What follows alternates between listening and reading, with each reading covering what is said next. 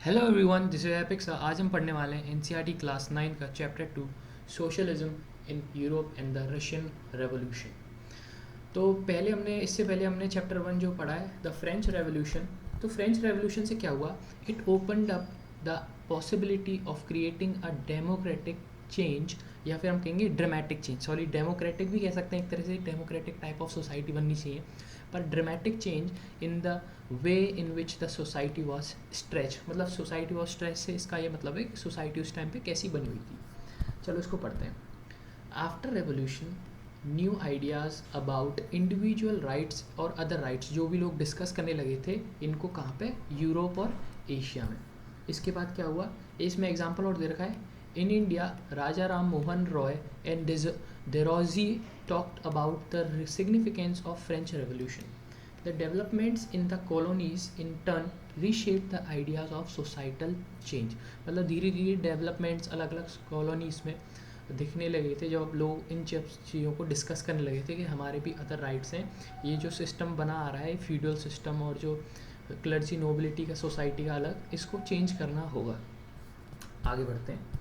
तो सबसे पहले हम ये समझेंगे सोशलिज्म इन यूरोप कैसे स्प्रेड किया, फिर हम रशियन रेवोल्यूशन को समझेंगे। ठीक है, क्योंकि इससे पहले समझना ये बहुत ज़रूरी है कि सोशलिज्म स्प्रेड कैसे किया। Response varied, some wanted gradual change, restrictive of society radically. क्या इसका मतलब ये था कि कुछ लोग चाहते थे कि धीरे धीरे चेंज हो, बदलाव धीरे धीरे आए सोसाइटी में। कुछ लोग चाहते थे रेडिकली का मतलब है टोटली, या फिर हम कह सकते हैं कंप्लीट चेंज। कंप्लीट चेंज आए या टोटल चेंज आए सोसाइटी में। तो सोसाइटी उस टाइम पे 3 लोगों में बटी हुई थी, एक कंजर्वेटिव, लिबरल्स और रेडिकल्स। समझ लेते हैं इनको, ये कौन कौन थे। लिबरल्स वो थे जो सेकुलर थे, ये धर्म वगैरह को इतना ज़्यादा अहमियत वो नहीं करते। आप जो धर्म चाहते हो उसको फॉलो कर सकते हो, ज़रूरी नहीं है कि आप क्रिश्चियन हो तो आपको तभी ज़्यादा प्रिविलेजेस मिलेंगे। Opposed uncontrollable power of government, safeguard rights of an individual against government, wanted a parliamentary form of government जिसमें independent judiciary हो।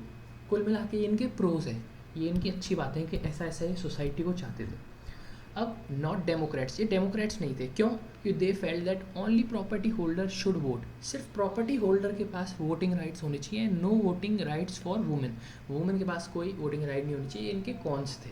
ठीक है, अब लिबरल पढ़ लिया। रेडिकल्स कौन थे? Believed in majoritarianism. इसका मतलब क्या होता है? मेजोरिटेरिज्म का मतलब ये होता है कि आपकी जो मेजोरिटी में जो लोग चाहते हैं सिर्फ वैसा ही गवर्नमेंट फॉर्मेशन हो और वैसी ही सरकार चले, जो मेजोरिटी में लोग चाहते हैं, इसको हम मेजोरिटेरियनिज्म बोल देते हैं। ठीक है, आगे बढ़ते हैं। They were not against existence of private property holder but dislike concentration of property in the hands of a few. ये प्राइवेट प्रॉपर्टी होल्डर्स के अगेंस्ट में नहीं थे, पर ये इससे बहुत ज़्यादा ये अपोज करते थे कि कंसंट्रेशन ऑफ पावर जो है, जो कंसंट्रेशन ऑफ पावर है वो सिर्फ कुछ चुनिंदा लोगों के हाथों में ही है। और सपोर्टेड वुमेन सफ्रिगेट मूवमेंट, जिसमें क्या हुआ था, वुमेन्स को वोटिंग राइट मिला था। हमने फ्रेंच रेवोल्यूशन पढ़ा था ना, धीरे धीरे वुमेन्स ने 200 साल आगे और उसके लिए लड़ाई करी, फिर वुमेन सफ्रिगेट मूवमेंट के बाद उनको फाइनली वोटिंग राइट्स मिल गई। आगे बढ़ते हैं। कंजर्वेटिव्स कौन थे? Oppose radicals liberal. रेडिकल और लिबरल्स को, दोनों को ये अपोज करते थे। But after French revolution even they also open their minds to the need for change. इनको भी लगने लगा कि हमें भी हमारी जो सोसाइटी है उसको चेंज चाहिए, पर इन्होंने इसको चेंज एकदम ग्रेजुअल चाहिए, एकदम टोटल या फास्ट चेंज नहीं चाहिए। इनका ये ऐसा मानना था। इनको आप ऐसे समझ सकते हैं ऑर्थोडॉक्स काइंड ऑफ लोग जो धीरे धीरे चेंज को अपनाना चाहते हैं। Initially they oppose change but later on understood that change has to be brought about through slow process. ठीक है, अब क्या होता है सोसाइटी में, अब हमने देखा कितने डिफरेंट लोग हैं। कंजर्वेटिव्स हैं, लिबरल्स हैं, रेडिकल्स हैं, और इनके सबके डिफरेंट आइडियाज़ हैं। तो सोसाइटी भी डिफरेंट होगी, जिससे क्या होगा? क्लैश होगा। क्लैश विल हैपन, लोगों में बहस होगी, हो सकता है लड़ाइयाँ भी हों, सोसाइटी हमारी ऐसी चलनी चाहिए, तुम्हारी ऐसी नहीं, इन सब चीज़ों पे वाद विवाद चलता था। पॉलिटिकल जो उस टाइम पे ट्रेंड्स था, ये नया साइन था न्यू टाइम का, एक नए दौर का, जिसने प्रोफाउंड सोशल और इकोनॉमिक चेंज लाया उस टाइम पे। ये किसको राइज दिया? जो सोशल और इकोनॉमिक चेंज ने किसको राइज दिया? इंडस्ट्रियल रेवोल्यूशन को। इस टाइम पे इंडस्ट्रियल रेवोल्यूशन हुआ क्योंकि इससे पहले जो मेजरली लोग अपना जो अर्निंग करते थे वो फार्मिंग से करते थे, और नॉर्मली थोड़ा बहुत ट्रेडिंग वगैरह कर लेते थे, मतलब सामान वगैरह का। अब क्या हुआ, इंडस्ट्रीज़ फॉर्म होने लग गई थी इस टाइम के बाद। इसने क्या लाया, सभी औरतों और आदमी और बच्चों को इसने फैक्ट्रीज़ में लाया। Man child and women brought to factories. Wages काफ़ी कम थे, अनएम्प्लॉयमेंट कॉमन था। जब डिमांड नहीं होती थी तो उस टाइम पे अनएम्प्लॉयमेंट काफ़ी कॉमन था। ग्रोइंग टाउन्स राइज प्रॉब्लम्स, मतलब कि जैसे जैसे लोग बढ़ रहे थे, क्योंकि फैक्ट्रीज इतनी डेवलप हो रही थी जिसके कारण से लोग टाउन्स में आ रहे थे, अलग अलग लोग, जिससे टाउन भी बड़े होते जा रहे थे। इससे क्या हुआ, हाउसिंग और सैनिटेशन की प्रॉब्लम्स निकल के आई। लिबरल्स और रेडिकल्स बिलीव करते थे वर्क फोर्स अगर हेल्दी और एजुकेटेड रहेगी, मतलब इनका ये मानना था कि वर्क फोर्स कौन होती है, जो इंडस्ट्रीज़ में काम करने वाले जो लोग होते हैं, वर्कर्स होते हैं, अगर वो हेल्दी और एजुकेटेड रहेंगे तो हमारी इकोनॉमी भी प्रोग्रेस करेगी, इकोनॉमी में भी इंक्रीज़ होगा। लिबरल्स और रेडिकल्स दोनों में एक सिमिलर वो था कि अपोज बर्थ राइट प्रिविलेजेस, ये दोनों बर्थ राइट प्रिविलेजेस को अपोज करते थे। Believed in individual effort, labour and enterprise, तो ये कहीं ना कहीं ये सोसाइटी को चेंज लाने के लिए काफ़ी इंपॉर्टेंट एस्पेक्ट थे उस टाइम के। ठीक है, फिर आगे हम पढ़ते हैं कि इनमें से some nationalist, liberals and radicals wanted revolution, ये रेवोल्यूशन चाहते थे क्योंकि ये उस टाइम पे जो गवर्नमेंट स्टैब्लिश थी, जो 1815 में 1815 में जो यूरोप में जो गवर्नमेंट स्टैब्लिश थी उसको ये एंड करना चाहते थे, क्योंकि काइंड ऑफ वो मोनार्की ही सिस्टम अभी भी चल रहा था। In France, Italy, Germany and Russia they become revolutionary, यहाँ पे इनको रेवोल्यूशनरी कहा गया। And work to end monarchy, ये मोनार्की को एंड करने के लिए काम करते रहे। Nationalist talked revolution equal rights, nationalist जो थे वो अलग अलग बात करने लग गए रेवोल्यूशन की, जिसमें उन्होंने इक्वल राइट्स की बात कही। और इससे उनको क्या अचीव होगा, नहीं, फिर यहाँ पे आओ। आफ्टर 1815 गिज़ेपी मज़ीनी, जो कि एक नेशनलिस्ट था काफ़ी famous, conspired others to achieve this in Italy, उसने इटली में ये सब रेवोल्यूशन लाने के लिए लोगों को अपनाया और लोगों को कहा कि आइए और रेवोल्यूशन करते हैं ताकि इस मोनार्की सिस्टम को एंड करते हैं। फिर क्या हुआ, by the mid 19th century in Europe socialism was a well known body of ideas. Socialism जो था वो काफ़ी लोगों को उसका आइडिया लग गया था कि या ऐसे लोग भी हैं जो सबके बारे में जान रहे हैं। सोशलिज्म बेसिकली क्या है मैं आपको बताता हूँ। जो लोग सोशलिस्ट होते हैं उन्हीं को बोल दिया जाता है, और वो जो सोसाइटी फॉर्म करते हैं उसको सोशलिज्म सोसाइटी बोल देते हैं। ठीक है, तो सोशलिस्ट कौन थे, अगेंस्ट प्राइवेट प्रॉपर्टी, ये प्राइवेट प्रॉपर्टी के बिल्कुल अगेंस्ट थे। ये चाहते थे कि सब में जो प्रॉपर्टी है वो इक्वली डिस्ट्रीब्यूट हो जाए। Believe that if society as a whole rather than single individual control property, मतलब कि ये बिलीव करते थे कि सब सोसाइटी में जो भी हैं लोगों में इक्वल पार्टिसिपेशन हो और लोग इक्वली अपने आप में चीज़ों को डिस्ट्रीब्यूट कर लें अपनी मदद के अनुसार या अपनी जो भी उनकी ज़रूरत है। और single individual private property holders हैं उनके अपोज थे। More attention would be paid to collective social interest, collective social interest का मतलब है एकता के साथ जो सोसाइटी को इंटरेस्टिवली जो उसके इंटरेस्ट में काम है अगर उनको करा जाए तो वो ज़्यादा बेहतर रहेगा। Wanted change and campaign for it. Believed in the ideas of cooperatives, cooperatives कौन होते हैं यहाँ पे पढ़ लिए, organisation run and owned by its member, ये आर है आर, ठीक है, organisation run and owned by its member. Capitalist कौन होते हैं, organisation run and owned by private individual, और यहाँ पे हम ये भी लिख सकते हैं कंपनीज। ठीक है, ये थोड़ा मेरे को कमेंट में भी आप बता सकते हैं यार ये कैसा लग रहा है आपको, पढ़ने में थोड़ा इजी लग रहा है क्या, क्योंकि वो एनसीईआरटी क्या है, ज्योग्राफी वगैरह तो मुझे तब भी बुक से पढ़ाने में मज़ा आता है, पर इसमें क्या है एनसीईआरटी इसको यहाँ से पढ़ाने में थोड़ा ऐसा हो जाता है कि बोरिंग सा हो रहा है थोड़ा, क्योंकि पैराग्राफ्स के पैराग्राफ्स हैं वहाँ पे काफ़ी लेंदी है ना, तो ऐसे में पढ़ा देता हूँ। तो कोऑपरेटिव्स क्या थे और कैपिटलिस्ट क्या थे, ये समझ में आ गया। अब आगे बढ़ते हैं। ये जो कहानी है कंटिन्यूशन में है तो इसको समझते आओगे तो बहुत ईजी रहेगा और एक बार पढ़ने की जरूरत है। रॉबर्ट ओवन बिलीव करते थे क्रिएटिंग कोऑपरेटिव कम्युनिटी, एक तरह से ये मान लीजिए उस टाइम पे सोशलिस्ट थे फेमस, और एक और रॉबर्ट ब्लैंक थे, ये भी काफ़ी फेमस सोशलिस्ट थे। ये ऐसा चाहते थे कि कैपिटलिस्ट को कोऑपरेटिव से बदल दिया जाए। ठीक है, तो ये रॉबर्ट ओवन चाहते थे कोऑपरेटिव कम्युनिटी बनाना, और रॉबर्ट ब्लैंक चाहते थे कैपिटलिस्ट जो है उनको कोऑपरेटिव से उसको रिप्लेस कर दिया जाए। कार्ल मार्क्स, ये काफ़ी एक बड़े आदमी रहे जिनके कारण कई सारी सोसाइटीज़ बनी, कई सारी पार्टीज़ भी बनी। ये बिलीव करते थे वर्कर्स को रेडिकली सोशलिस्ट सोसाइटी बनानी चाहिए कि जो लोग हैं जो काम करते हैं उनमें अगर ये चाहें तो रेडिकली सोशलिस्ट सोसाइटी को क्रिएट कर सकते हैं जिससे प्रॉपर्टी वाज सोशली कंट्रोल, जिसके कारण जो प्रॉपर्टी होगी वो सोशली कंट्रोल कर सकते हैं और अपने पास जैसे चाहे वैसी इंटरेस्ट के अनुसार उसको इक्वली डिस्ट्रीब्यूट कर सकते हैं। ठीक है, कार्ल मार्क्स हम कह सकते हैं उस टाइम पे एक कम्युनिस्ट थे। कौन थे? कम्युनिस्ट थे। और ये जो सोसाइटी चाहते थे उसको हम क्या बोलते हैं? Communist society, society of the future ऐसा बोलते थे। यही सोसाइटी है फ्यूचर की। बाय 1870 तक क्या हुआ? Socialist idea spread through Europe. Europe में स्प्रेड होने लगे आइडिया बहुत ज़्यादा। To boost effort was form international body, second international. इसको और ज़्यादा बूस्ट करने के लिए सेकंड इंटरनेशनल करके बॉडी फॉर्म करी गई। जो वर्कर्स थे इंग्लैंड और यूरोप के स्टार्टेड फॉर्मिंग एसोसिएशन। इन्होंने अपनी ग्रुप्स, इन्होंने अपने एसोसिएशन रिफॉर्म्स वगैरह बनाने शुरू कर दिए। अपना खुद का सेट ऑफ फंड करते थे, मतलब फंड भी इनको थोड़ा थोड़ा अब इन्होंने चालू कर दिया था। जो भी उनमें से कुछ लोग थे जो पैसे वाले थे, ये क्या डिमांड करते थे? Demanded low working hours and right to vote. Right to vote मांगते थे क्योंकि उस टाइम पर प्रॉपर्टी होल्डर्स के पास ही ज़्यादातर वोटिंग का राइट था। और लो वर्किंग आवर्स मानते थे क्योंकि उस टाइम पर नॉर्मली वर्किंग आवर्स 15 से 18 आवर्स तक जा रहा था, तो लोग काफ़ी दिक्कत में थे। इन जर्मनी अलग अलग पार्टी बनी, जैसे कि जर्मनी में बनी सोशल डेमोक्रेटिक पार्टी, और बाय 1905 लेबर पार्टी बनी। और ब्रिटेन में बनी लेबर पार्टी, सोशलिस्ट पार्टी बनी फ्रांस में। ये अलग अलग पार्टी थी जो बनी थी। Till 1914 never succeeded in forming government.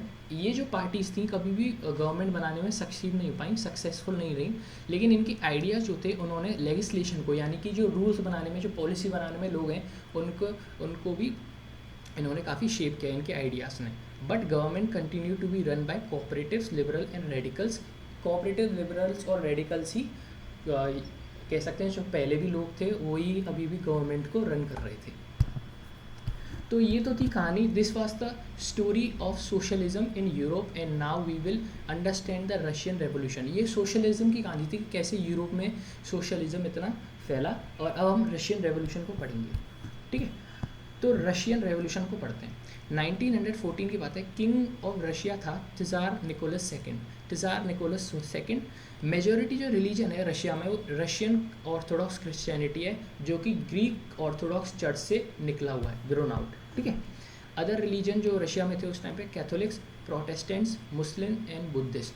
Protestant भी एक तरह का क्रिश्चियंस में से ही कहीं निकल के आता है, कोई रिलीजन है। ठीक है, ये बेसिकली जो और अदर रिलीजन थे उस टाइम पे, और मेजर रिलीजन था रशियन ऑर्थोडॉक्स क्रिश्चियनिटी।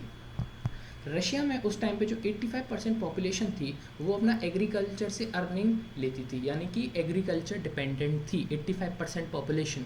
और इन फ्रांस और जर्मनी ये एग्रीकल्चर अर्निंग जो थी वो 40 से 50 थी। फ्रांस और जर्मनी में 40 से 50% एग्रीकल्चर अर्निंग पॉपुलेशन थी, यानी डिपेंडेंट ऑन एग्रीकल्चर। इनिशियली जो इंडस्ट्रीज़ थी वर फाउंड इन पॉकेट्स, मतलब छोटी छोटी इंडस्ट्रीज थी in Russia. When Russia railway network extended, जब रशिया का रेलवे नेटवर्क एक्सटेंड किया तो फॉरेन इन्वेस्टमेंट इंक्रीज हुई, जिसके कारण इंडस्ट्रीज़ का जो प्रोडक्शन है वो भी बढ़ने लगा और इंडस्ट्रीज़ भी बढ़ने लगी। जो प्रोमिनेंट इंडस्ट्रीज़ थी उस टाइम पे वो थी सेंट पीटर्सबर्ग और मॉस्को में। ठीक है, प्रोडक्शन उस टाइम पे क्या हुआ, रेलवे नेटवर्क के एक्सटेंड होने से प्रोडक्शन जो 1900 में कोल का हो गया डबल, आयरन और स्टील का हो गया क्वाड्रपल्ड, यानी 4 गुना। ठीक है, some areas factory workers craftsmans equal in number. कुछ जगह पे जो फैक्ट्री वर्कर थे और क्राफ्ट्समैन थे, दोनों की आबादी इक्वल नंबर में होने लग गई। मोस्ट इंडस्ट्रीज़, जो बहुत सारी इंडस्ट्रीज़ थी वो ओन करते थे private industrialist. Government supervised minimum wages in limited hours. Government ने इनको कह रखा था इंडस्ट्रीज़ के ओनर्स को कि लिमिटेड आवर्स होने चाहिए और कम से कम मिनिमम वेजेस आप उनको देना चाहिए वर्कर्स को। But inspector could not prevent, inspector इन सब चीज़ों को देख नहीं पाया और ढंग से इस चीज़ की प्रॉपर तरह से जांच नहीं हो पाई, जिसके कारण से क्या हुआ, कुछ टाइम पे वर्किंग आवर्स जो थे 15 घंटे तक चले जाते थे।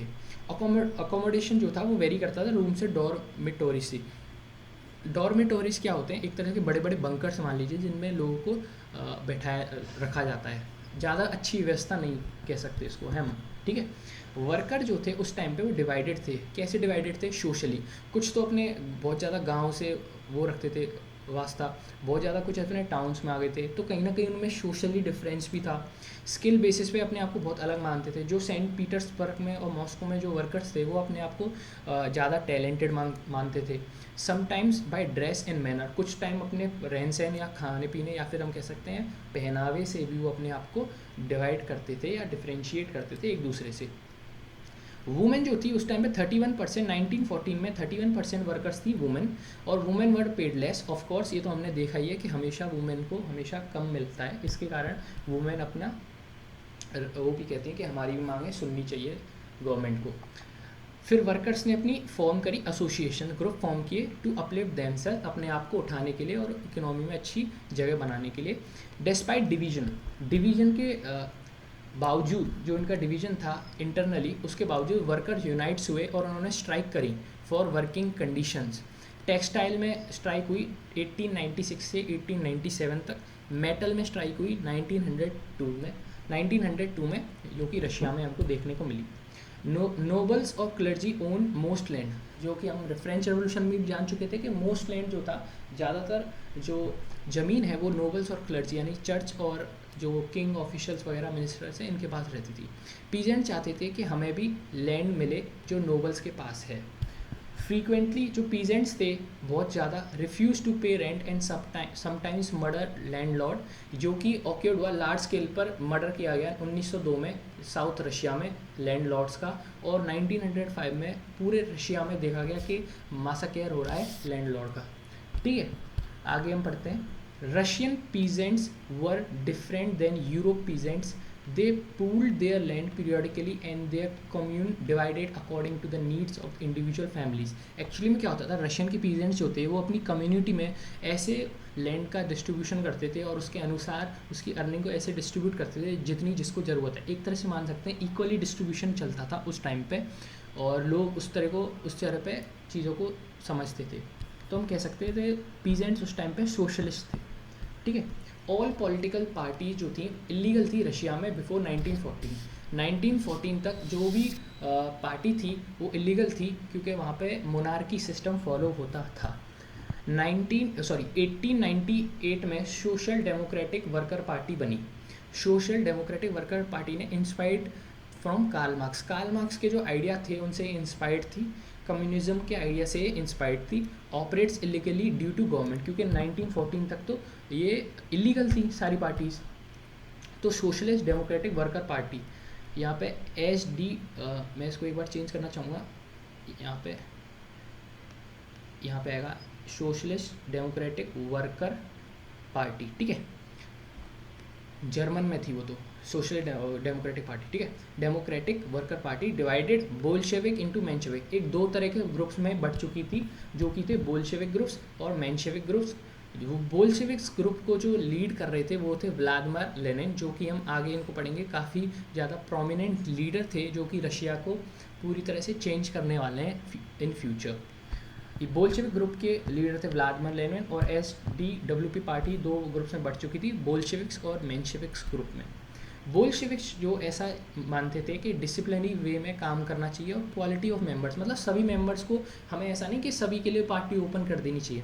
मेंशेविक्स ग्रुप जो थे वो बिलीव करते थे कि party should open to all, सभी लोगों के लिए पार्टी ओपन होनी चाहिए। और एक्टिव जो सोशलिस्ट थे उस टाइम पे फॉर्म सोशलिस्ट रेवोल्यूशनरी पार्टी इन 1900 में उन्होंने सोशलिस्ट रेवोल्यूशनरी पार्टी का फॉर्मेशन किया। रशिया ऑटोक्रेसी थी। ऑटोक्रेसी का मतलब ये होता है गवर्नमेंट या फिर पावर जो है वो सिंगल हैंडेडली कंट्रोल की जाए, यानी कि ऑटोक्रेसी का मतलब है मोनार्की एक तरह से। और ऑटोक्रेसी का ये भी मतलब है कि पूरी जो पावर है वो एक ही आदमी के हाथ में है। रशिया उस टाइम पे ऑटोक्रेसी थी, a type of government ruled by one person. Liberals, social democratics, social revolutionary with peasants wanted to end affairs during revolution 1905। ये सब लोग चाहते थे कि ये सब जो ऑटोक्रेसी वाला गवर्नमेंट का सिस्टम है उसको एंड किया जाए। सपोर्टर्स बाय नेशनलिस्ट, जो यहाँ पे पढ़ते हैं, मैं थोड़ा गलत आ गया, and affairs during revolution of 1905, ये डिमांड करी इन्होंने कॉन्स्टिट्यूशन की, एक कॉन्स्टिट्यूशन की डिमांड करी। सपोर्टेड बाय नेशनलिस्ट, जो कि इस चीज़ को सपोर्ट कर रहे थे nationalist, Poland, Muslim dominated area by Jadidist, ये मुस्लिम डोमिनेटेड एरिया है जद्दिदिस्ट करके। In 1904 goods prices increased, wages declined by 20%। 1904 में क्या हुआ, गुड्स की प्राइसेस इंक्रीज कर गई और वेजेस की जो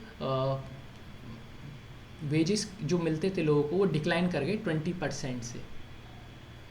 वेजेस जो लोगों को मिलते थे वो 20% से डिक्लाइन हो गए, जिसके कारण now due to some more events things become critical, कई सारी चीज़ें क्रिटिकल हो गई, क्योंकि यार अब सिंपल सी बात है, वेजेस जो लोगों को मिल रहे हैं वो कम है, गुड्स की प्राइसेस बहुत ज़्यादा हैं, जिसके कारणवश क्या है, लोगों के पास परचेजिंग पावर कम हो गई, इन्फ्लेशन बढ़ गई एक तरह से। Next few days later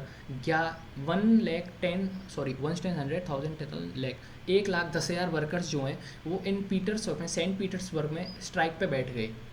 demand क्या रखी उन्होंने कि हमें 8 आवर और वर्किंग चाहिए, इंक्रीज वेजेस चाहिए, जो आपने वेजेस हमारे कम कर रखे हैं, और इम्प्रूव करो हमारी कंडीशंस को, हमें कैसे भी रखते हो जानवरों की तरह।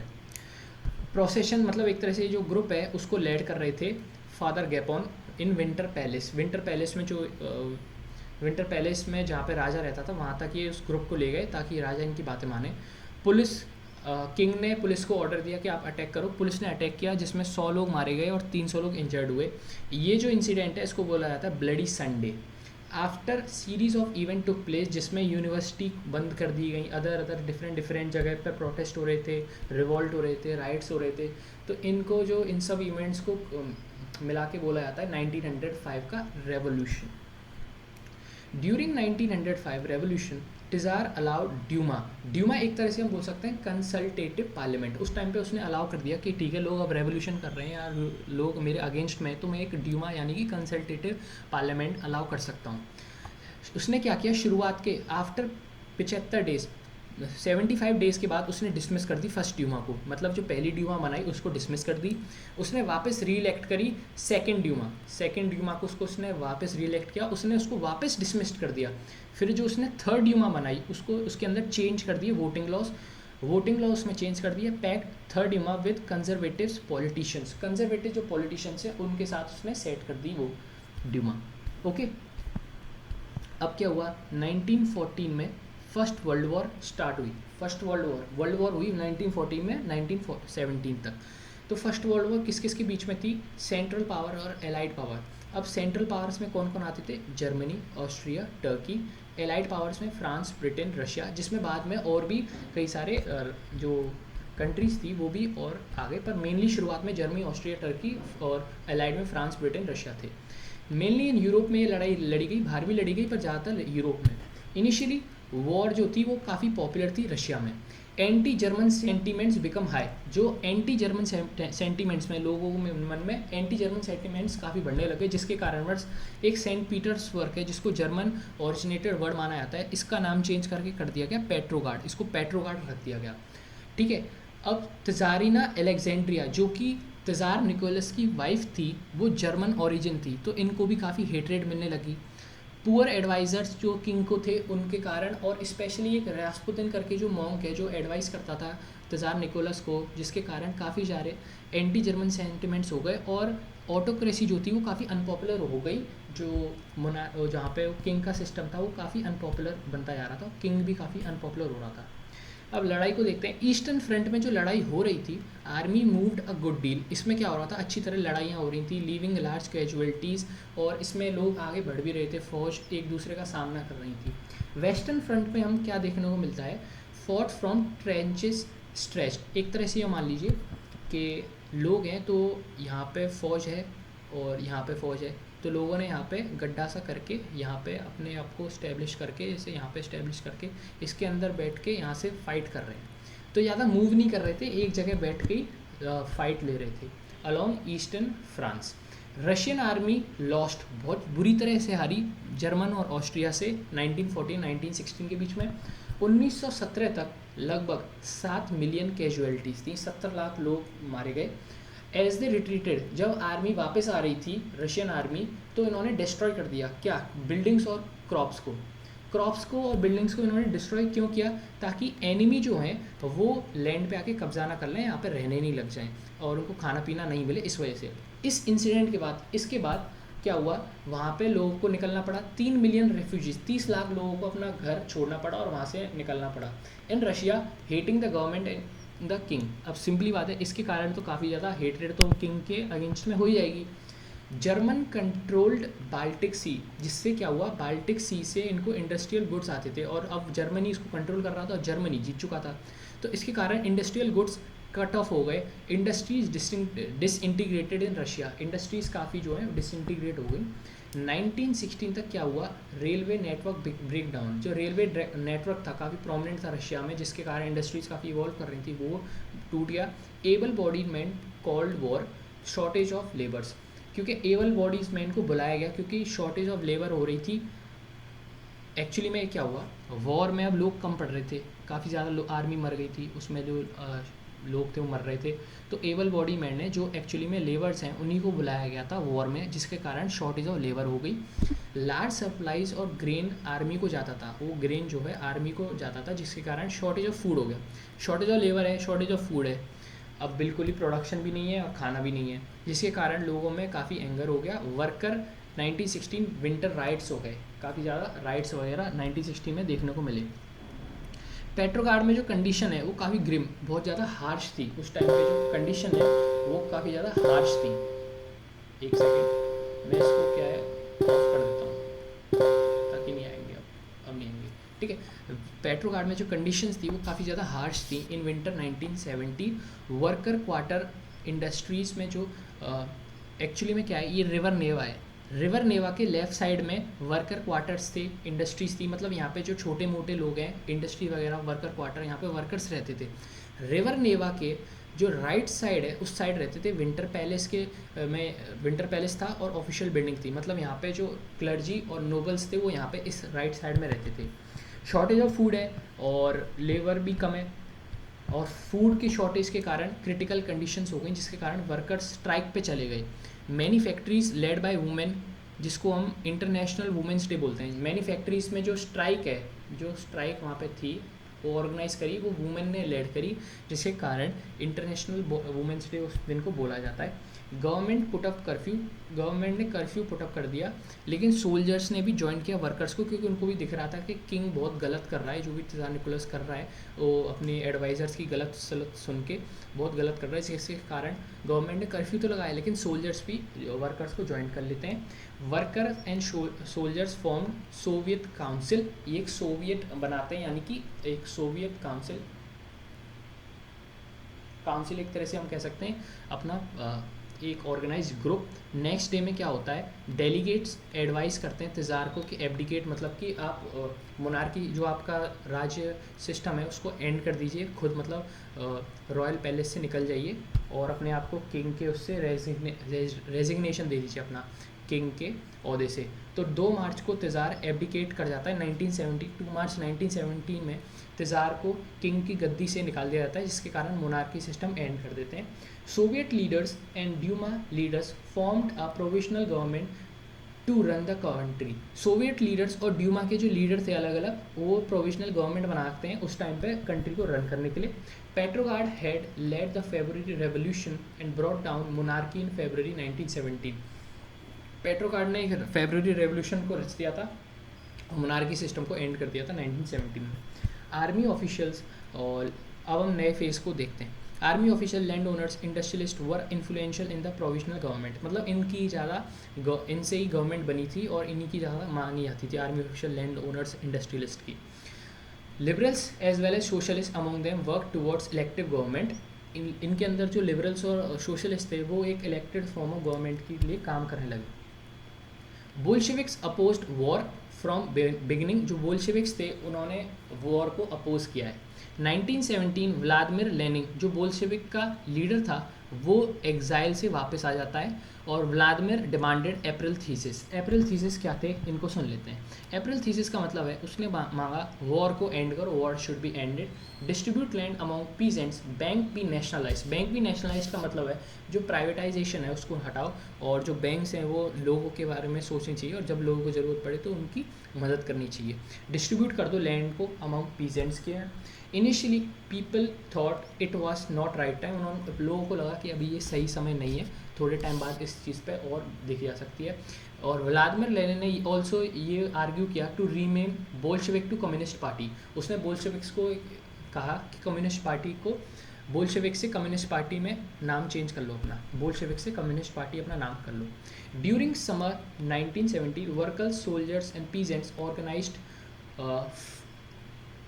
Organised for community to challenge existing order. मतलब जो वर्कर्स थे, सोल्जर्स थे और पीजेंट्स थे समर की 1970 में, उन्होंने खुद ऑर्गेनाइज करी कमेटी वगैरह, ताकि वो जो प्रोविजनल गवर्नमेंट जो सिस्टम चल रहा था उसको चैलेंज कर सकते हैं, उसको हटा सकें। In response provisional government crack down. Provisional government ने क्या किया, बोल्शेविक लेड मूवमेंट्स और पीजेंट्स ने लैंड को, जो पीजेंट्स के जो लैंड है उसको सीज कर लिया, और बोल्शेविक जो मूवमेंट को लेड कर रहे थे उनको भी डाउन करने लगे, leading to heightened tensions and repression, जिसके कारण क्या है, टेंशन काफ़ी बढ़ने लगी लोगों में और काफ़ी एंगर वगैरह, हेट्रेड बढ़ने लग गई।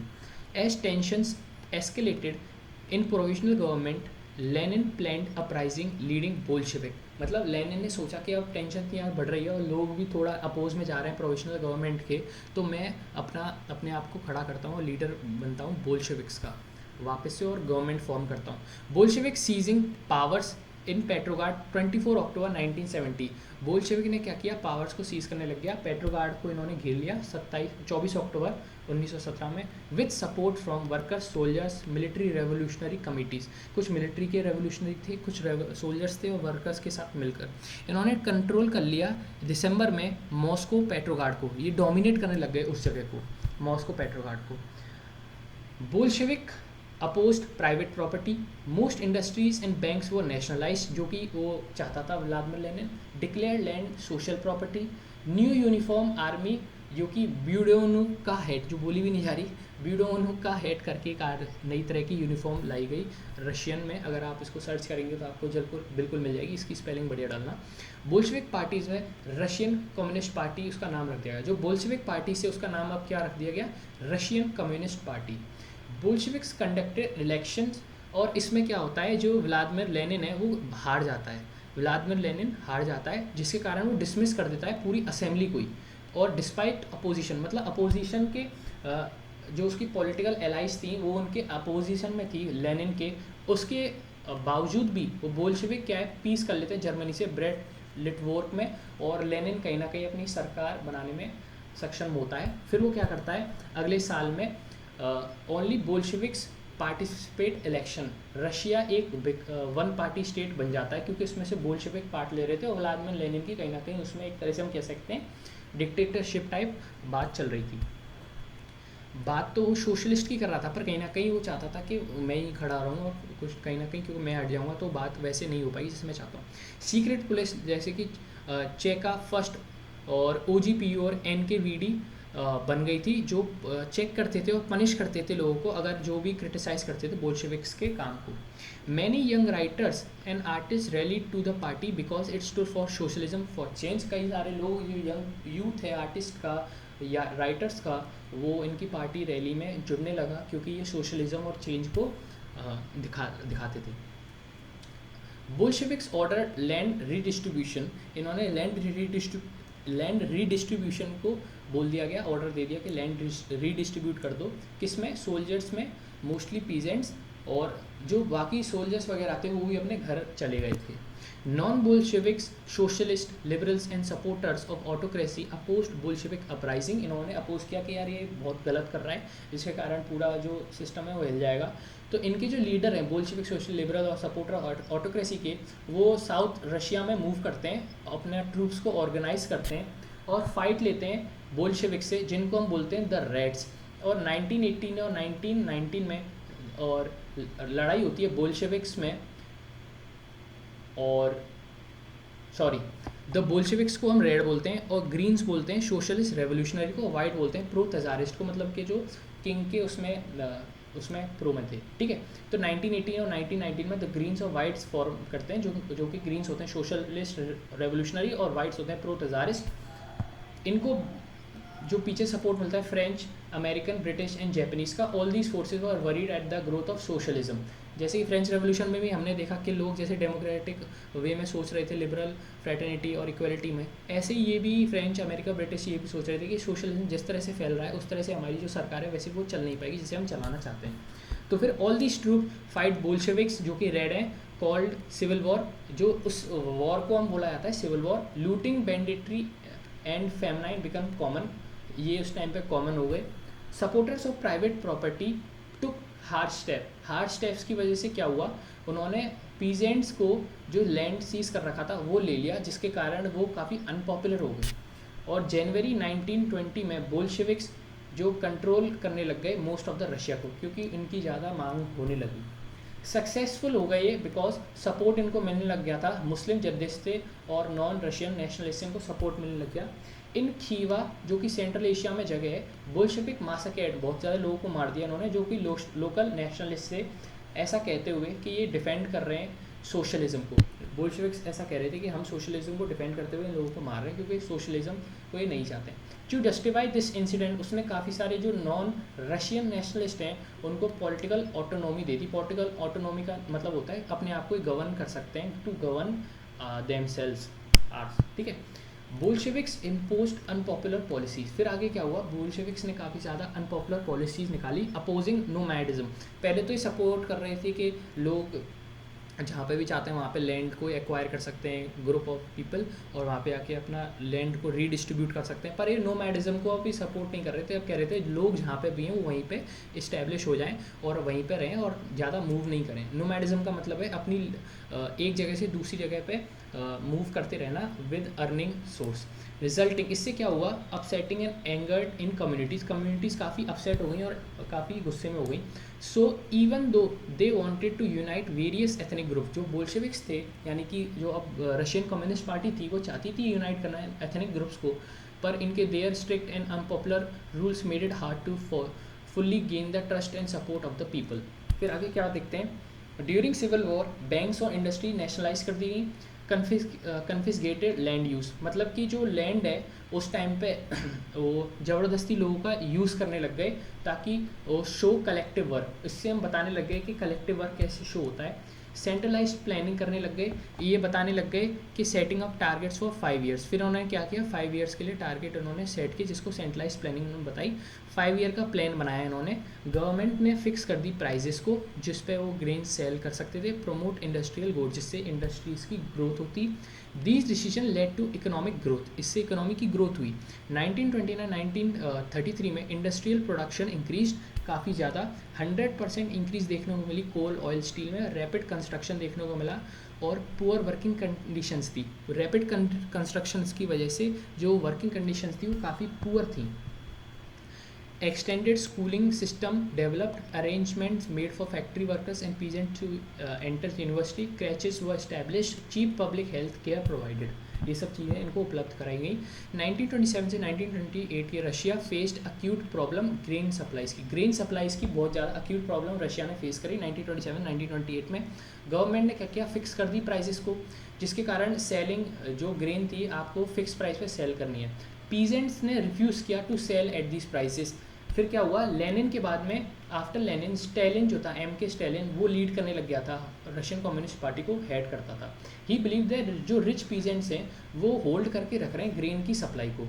उसने फिर 1928 में पार्टी मेंबर्स को कहा कि आप इंस्पेक्ट करके आओ और देखो ग्रेन प्रोडक्शन कहाँ जा रही है वो और उसको कौन रोक के रख रहा है। और कन्फिस्केटेड कुलक्स का मतलब ये है कि रिच पीजेंट्स इन रशिया, उस टाइम पे जो रशिया में रिच पीजेंट्स थे उनके जो लैंड को था और उनका जो ग्रेन था उस सबको इन्होंने ज़बरदस्ती हड़प लिया।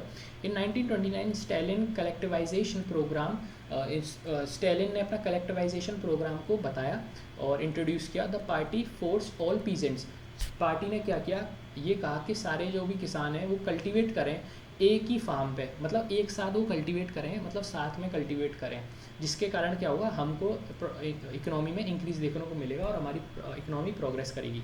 इस चीज़ को खोल खोज बोला जाता है रशिया में। क्या बोला जाता है, खोल खोज, ठीक है।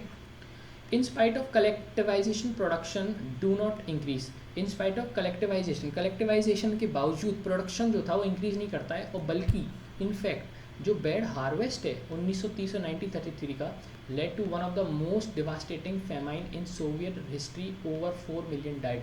इससे क्या होता है 1930 और 1933 के जो फेमाइन आती है, भुखमरी आती है, उससे 4 मिलियन 40 लाख लोगों की मौत हो जाती है। Many within the party criticise all the events and blame Stalin. Stalin को, पार्टी के अंदर के जो लोग हैं काफ़ी सारे लोग उनको क्रिटिसाइज करने लगे स्टैलिन को, और बोलने लगे कि ये गलत किया है।